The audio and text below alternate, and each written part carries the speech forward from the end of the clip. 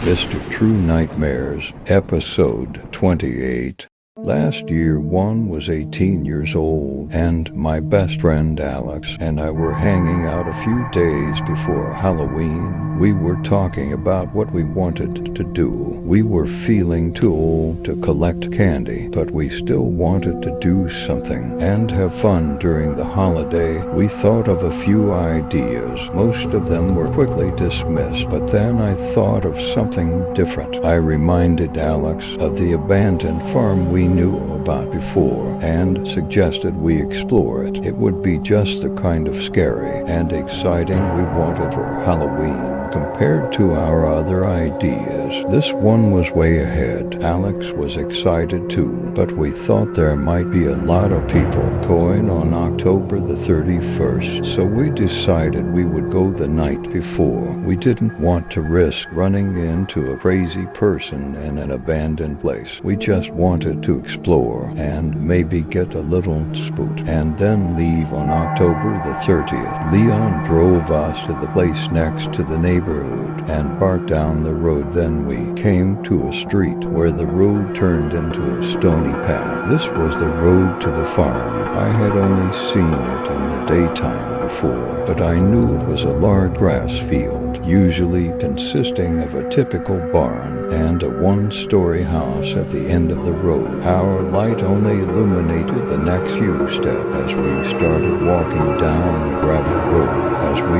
got closer, we could see the line of the barn on the left and the house at the end of the road. The barn didn't excite as much. We figured it would be mostly empty and not very exciting. We kept walking and came to a clearing with tall grass. This was like a short ring of grass and dirt that went around the house. As we approached the front of it, we passed several large agricultural vehicles. I don't know what they were, just what looked like old tracks that had been left outside for years. Even with our rickety flashlights, we could see that they were covered in rust. When we got to the front porch, we saw that the door looked like it had been replaced with a solid board. We walked around the outside of the entire house.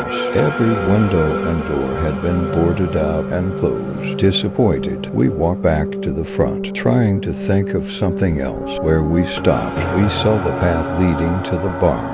It wasn't a real road, just a line of flattened grass. We couldn't think of anything else, so we started walking towards the barn. As we approached the barn from the house, something was different. It was a different feeling of discomfort than the one we felt when we approached the house. When we arrived at the barn, the big door was already open. I went in first, and Leon followed behind me. We entered, shining our flashlights around. Within a few seconds, a horrible smell hit us. Not surprising, of course, since it was a barn. But then we noticed something else. The floor was sealed with a brand new lock, and all the tracks that were spread around were lined up to lead to and from a point far away from the floor. I saw in Leon's eyes that he was as scared as I was, but getting there was our first goal. Anyway, slowly, we took our steps toward the trail of footprint and arrived at a wooden cellar door that merged with the floor. The only noticeable thing was the shining new lock that was closed opposite where the footprints went. Before we really thought about it, sudden noise shook the whole barn. We turned around and saw that the door had been closed behind us, and reopened the door, and the two of us checked around, but we saw no one. Now terrified, we ran across the high grass, then sprinted down the gravel road. We definitely got the fear we were looking for, maybe more so we didn't try to find out what had really happened that night. But a few months later, we found that the house and the barn were all closed up. We tried to look for why, but no public explanation could be found. What happened there still remained a mystery.